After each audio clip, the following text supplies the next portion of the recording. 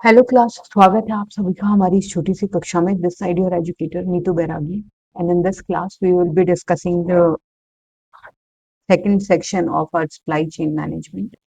इसका एक पार्ट हम कंप्लीट कर चुके हैं, उसके एमसीक्यूज कर चुके हैं। ये सेकंड क्लास है जिसमें हमने दो छोटे छोटे टॉपिक्स करने हैं। उसके बाद हम, क्योंकि ये ना थोड़ा मिस हो गया था, मैंने बीच में ये वाले टॉपिक छोड़ दिए, तो क्लास थर्ड तो रिकॉर्डेड है, ये वाली मैंने अब रिकॉर्ड की है, वो थोड़ा एडिट करके ना नोट्स को। तो देखो, यहाँ पे आपका कौन सा पोर्शन जो है वो कंप्लीट होगा भाई। ये है आपके सिलेबस का प्रिंट। आई होप आपने निकलवा लिया होगा। तो यहाँ आपने यहाँ तक की चीजें कर ली है। अब हम करेंगे approaches to SCM, role of SCM in a firm and economy. ये दो ही टॉपिक्स हम इस वीडियो में करेंगे, और बाकी के जो टॉपिक्स है ना वो अगली वीडियो में, थर्ड वीडियो में आपको मिल जाएंगे। सिलेबस का प्रिंट निकलवा लेना, हाथ में रखा करो, उससे ना आपको इजी रहेगी चीजें पढ़ने में, निशान लगाने में। पीडीएफ आपको नहीं मिलेगी। उसके बाद है supply chain management. Supply chain management के क्या होता है कि जो जो इसका अप्रोचेस हैं, इसके अप्रोचेस हैं। First approach is the traditional approach. Supply chain management is seen as only the physical distribution. जो सप्लाई चेन मैनेजमेंट है उसको केवल जो आपका माल का वितरण है उसी तक सीमित समझा जाता था। कब? जब ट्रेडिशनल की बात करते हैं। ट्रेडिशनल व्यू में, फाइनेंशियल मैनेजमेंट में, फाइनेंस का भी कुछ अलग ही मीनिंग होता है। उनकी जो सोच थी वो काफी छोटी थी, काफी नैरो थी। अब हम क्या पढ़ते हैं सप्लाई चेन मैनेजमेंट में? हम क्या पढ़ते हैं? हम पढ़ते हैं फाइनेंस का फ्लो, हम पढ़ते हैं मटेरियल का फ्लो, हम पढ़ते हैं इंफॉर्मेशन या डेटा का फ्लो। उस समय वो क्या करते थे, सिर्फ कहते थे कि फिजिकल डिस्ट्रीब्यूशन या physical flow of goods only is considered under the SCM.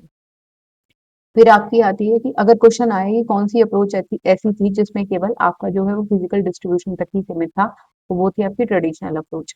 Logistics oriented approach कौन सी है? Focus on transportation, warehousing and inventory. तो जो आपका लॉजिस्टिक्स ओरिएंटेड जो अप्रोच है उसमें परिवहन, गोदाम और भंडारण, इन तीनों चीजों पर जोर दिया गया। यानी यहाँ से थोड़े से शिफ्ट हुए हैं। अब हम केवल किस चीज पे, फिजिकल डिस्ट्रीब्यूशन पे ही नहीं, अब हम थोड़ा थोड़ा ध्यान किस चीज पे, ट्रांसपोर्टेशन पे भी, वेयर हाउसिंग पे भी दे रहे हैं। फिर आती है तुम्हारी सिस्टम अप्रोच। सिस्टम अप्रोच में एससीएम को एक इंटरकनेक्टेड सिस्टम के तौर पे, सिस्टम किस किस का, सप्लायर्स का, फर्म का और कस्टमर्स का, समझा जाने लगा। उसके बाद आती है आपकी स्ट्रेटेजिक अप्रोच। स्ट्रेटेजिक अप्रोच में एससीएम को एक स्रोत की तरह देखा जाने लगा। किस चीज का? Competitive advantage. स्ट्रेटेजी का तो मतलब ही रणनीति होता है ना, रणनीति किसके खिलाफ? इसमें से क्वेश्चन सिंपल ऐसे ही बनेंगे आपके कि कौन सी अप्रोच में जो एससीएम को एज अ वेपन देखा गया कॉम्पिटिटिव एडवांटेज के लिए, तो आपकी स्ट्रेटेजिक या रणनीतिक दृष्टिकोण में देखा गया। इंटीग्रेटेड अप्रोच जो होती थी उसमें कोऑर्डिनेट कर दिया गया प्रोक्योरमेंट, प्रोडक्शन एंड लॉजिस्टिक्स को और मार्केटिंग को। तो था एकीकृत आपका दृष्टिकोण था, उसमें सारी चीजों को समन्वय या समन्वित कर दिया गया। उसके बाद है सिक्स्थ पॉइंट। ये अप्रोचेज हैं, वेरियस अप्रोचेस, इनमें से एक क्वेश्चन आएगा ही आएगा, एक क्वेश्चन आएगा इनमें से। उसके बाद है कस्टमर ओरिएंटेड अप्रोच। ये एम्फसाइज करती है कस्टमर के सेटिस्फेक्शन पे और सर्विस की क्वालिटी पे। ठीक है। उसके बाद आती है आपकी जो टेक्नोलॉजी ड्रिवन अप्रोच है। टेक्नोलॉजी ड्रिवन अप्रोच में आपका artificial intelligence, internet of things, ERP, automation की चीजें जो थी वो ऐड करी गई सप्लाई चेन मैनेजमेंट। उसके बाद है लीन एससीएम अप्रोच। लीन एससीएम अप्रोच का मतलब होता है कि इसमें रिड्यूस कर दिया गया वेस्टेज को, मिनिमम वेस्टेज होनी चाहिए, इंप्रूव करिए एफिशिएंसी को, उसे बोलते हैं lean SCM approach. Agile SCM approach कौन सी है? फ्लेक्सिबल होनी चाहिए, रिस्पॉन्सिवनेस भी इसमें जरूरी है। मार्केट के जो भी चेंजेस आते हैं उन सब के लिए आपका जो सप्लाई चेन है वो रिजिलियंट होना चाहिए, वो रिस्पॉन्सिव होना चाहिए। जैसे ही मार्केट में कोई चेंज आया वैसा ही चेंज आपके सप्लाई चेन वाला जो मैनेजमेंट है उसमें आ जाना चाहिए। कि अगर लोगों को तुरंत किसी चीज की जरूरत पड़ी, तुरंत मेडिकल फैसिलिटीज की जरूरत पड़ी, तो आपकी सप्लाई चेन ऐसी हो कि उन्हें वो चीजें मुहैया करवाई जाएं। यानी वो होती है एजाइल एससीएम। लीन एससीएम जिसमें कॉस्ट कम की जाए। कोलैबोरेटिव अप्रोच कौन सी होती है? पार्टनरशिप करी जाती है किस किस के बीच में? सप्लायर्स, डिस्ट्रीब्यूटर्स और फर्म के बीच में, उसे बोलते हैं कोलैबोरेटिव।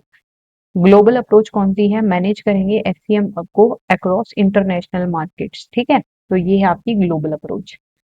सस्टेनेबिलिटी अप्रोच क्या है? फोकस करेंगे ग्रीन लॉजिस्टिक्स पे, इको फ्रेंडली प्रैक्टिसेस पे हम फोकस करेंगे। डिमांड ड्रिवन अप्रोच क्या है? SCM planned according to the consumer demand. Consumers की डिमांड के अकॉर्डिंग जो है आपके एससीएम को प्लान कर दिया गया, तो तब उसको बोलते हैं consumer driven approach, demand driven.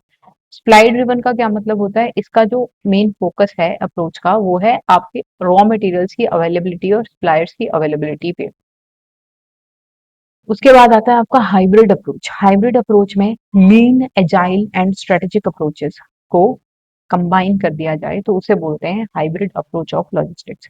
तो आई होप आपको 15 की 15 अप्रोचेस जो है लॉजिस्टिक्स की वो समझ में आई होंगी। इनमें से कोई भी क्वेश्चन अगर पेपर में आता है, इससे ज्यादा अप्रोचेस आपको कहीं मिलेंगी भी नहीं और होती भी नहीं है, तो वैसे भी नाम देख के आपको पता चली जाएगा। तो इनमें से कोई भी प्रश्न आपकी परीक्षा में पूछा जाएगा तो आप उसका जवाब दे पाएंगे। उसके बाद सब्सक्राइबर्स पहुंच जाएंगे 1000 प्लस, उसके बाद आपको मिल जाएगी पीडीएफ। उसके लिए आपको करना है क्लास को शेयर। अगर आपको ये शेयर करने लायक लगे केवल तभी करना भाई, प्लीज। कंटेंट अच्छा लगे तो शेयर कर देना, अटेंडेंस लगा देना, लाइक कर देना। उससे मुझे, लाइक करोगे आप तो आपका कुछ नहीं जाता और मुझे कोई पैसे नहीं मिल रहे उसके। उससे केवल इतना होता है कि यूट्यूब जो है वो वीडियोस दूसरे लोगों को रिकमेंड कर देता है। वो आपका जो बेस है, जो इसका एल्गोरिदम कुछ ऐसा है कि वीडियो जिसने देखी है उसने लाइक किया है तभी ये दूसरों को रेकमेंड करता है, अदरवाइज करता नहीं है।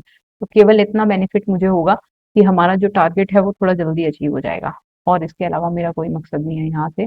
तो इसके बाद आता है आपका रोल क्या है एससीएम का फर्म और इकोनॉमी में। फर्म में क्या रोल है और इकोनॉमी में क्या रोल है? एफिशिएंट रिसोर्सेज का यूटिलाइजेशन, ऑप्टिमल यूज हो रॉ मटेरियल का और कैपिटल का। कच्चे माल और पूंजी का सर्वोत्तम उपयोग केवल तभी हो सकता है जब आपकी सप्लाई चेन ठीक हो। कॉस्ट रिड्यूस हो जाएगी अगर आपकी सप्लाई अच्छी है। टाइम भी ठीक तरह से मैनेज हो जाएगा अगर आपका जो मैनेजमेंट है सप्लाई चेन की वो अच्छी है। कंज्यूमर सेटिस्फाइड रहेंगे अगर उन्हें टाइम पे सही कंडीशन में डिलीवरी मिल रही है। कॉम्पिटिटिव एडवांटेज तो मिलेगी ही मिलेगी, जिसका एससीएम अच्छा उसी की मार्केट में सबसे ज्यादा डोमिनेशन होगा। मार्केट का एक्सपेंशन, ये सपोर्ट करता है ग्लोबल ट्रेड को और ई कॉमर्स को। फिर आता है रिस्क मैनेजमेंट, क्या है? हैंडल करता है डिस्ट्रप्शंस को, जैसे कि स्ट्राइक्स है, लॉकआउट्स है, पेंडेमिक्स है, या फिर नेचुरल डिजास्टर जैसी अगर कोई सिचुएशन आ जाती है तो एससीओ जो है, सॉरी एससीएम जो है वो तुरंत रिस्पॉन्ड करता है उन चीजों के लिए। ये इकोनॉमी को इसका बेनिफिट है। एम्प्लॉयमेंट जनरेट करता है, ठीक है। पेपर में मैं आपको छोटी सी ट्रिक बता दूं, पॉजिटिव पॉजिटिव चीजें देखना, जहां नेगेटिव आएगा वो आपका सही आंसर हो जाएगा, ठीक है। पॉजिटिव पॉजिटिव जो भी चीजें होती हैं वो तो होती हैं सही। क्या आता है इनमें से, ऐसा ऐसा आएगा क्वेश्चन, ऐसा आएगा, कहेगा इनमें से कौन सा एससीएम का रोल नहीं है, तो नहीं है तो नेगेटिव ही होगा ना। इकोनॉमिक ग्रोथ, एफिशिएंट एससीएम जो है इससे क्या राइज होता है? नेशनल प्रोडक्टिविटी, यानी ये इसका global economy, sorry national economy के लिए रोल हो गया। हाँ जी। टेक्नोलॉजिकल डेवलपमेंट में भी जो एससीएम है इसका काफी जो है वो हम, क्योंकि हमने पढ़ा है ना पिछले लेक्चर में, आईटी या फिर आर्टिफिशियल इंटेलिजेंस या फिर ईआरपी और ऑटोमेशन और ये सारी चीजों का जो इंक्लूजन है वो सप्लाई चेन में होने लग गया है एससीएम के बेटर होने के बाद। सप्लायर रिलेशनशिप्स जो है मैनेजर्स के साथ वो बहुत अच्छे होने लगे हैं, है ना। अपने वेंडर्स, वेंडर्स क्या होते हैं? वेंडर्स क्या होते हैं? वेंडर्स जो होते हैं वो होते हैं सप्लायर्स, जो होते हैं वो होते हैं कि किसी चीज को सप्लाई करने वाले लोग, तो उनके साथ जो रिलेशन है वो और ज्यादा साउंड होने लगे हैं। इन्वेंट्री कंट्रोल, ये रिड्यूस करता है वेस्टेज को और होल्डिंग कॉस्ट को, ठीक है। ईओक्यू का वीडियो बनाएंगे, ईओक्यू का, उसमें आपको समझ में आएगा कि होल्डिंग कॉस्ट क्या होती है, इन्वेंट्री कॉस्ट क्या होती है, ऑर्डरिंग कॉस्ट क्या होती है। ऑर्डरिंग कॉस्ट तो सिंपल किसी चीज को ऑर्डर करने की कॉस्ट है, और होल्डिंग कॉस्ट उसे गोदाम में रखने की कॉस्ट है। इन दोनों को एक बैलेंस स्टैब्लिश करना पड़ता है दोनों के बीच में, कि ना तो ऑर्डर कॉस्ट ज्यादा हो, यानी मल्टीपल टाइम्स ऑर्डर भी ना करने पड़े, और यूं ना हो कि एक ही बार में ऑर्डर कर लिया, इतना सारा सामान मंगा लिया कि वो पूरे साल भर गोदाम में पड़ा है, गोदाम का किराया लग रहा है और वो सामान भी खराब हो रहा है। तो उन दोनों चीजों के बीच में एक प्रॉपर बैलेंस स्टैब्लिश करना पड़ता है। उसके बाद है नेशंस कॉम्पिटिटिवनेस। जो स्ट्रॉन्ग एससीएम है इससे क्या होता है, एक नेशनल ग्लोब नेशन जो है वो ग्लोबली कॉम्पिटिटिव बन जाता है। तो आई होप आपको यहाँ तक की सारी चीजें समझ में आई होंगी कि जो एससीएम है उसका क्या रोल है एक फर्म के लिए, क्या उसकी अप्रोचेज हैं, फर्म के लिए उसका क्या रोल है, इकोनॉमी के लिए उसका क्या रोल है, अप्रोचेज क्या है, ठीक है। ये तीन टॉपिक्स यहाँ पे हमारे होते हैं खत्म। उसके करेंगे एमसीक्यूज, देख लेना इसी के साथ हमारी जो एमसीक्यूज वाली सीरीज चल रही है ना, उसमें एमसीक्यूज देख लेना, ठीक है। तो इस वीडियो के लिए फिलहाल इतना ही, मिलते हैं अगली वीडियो में।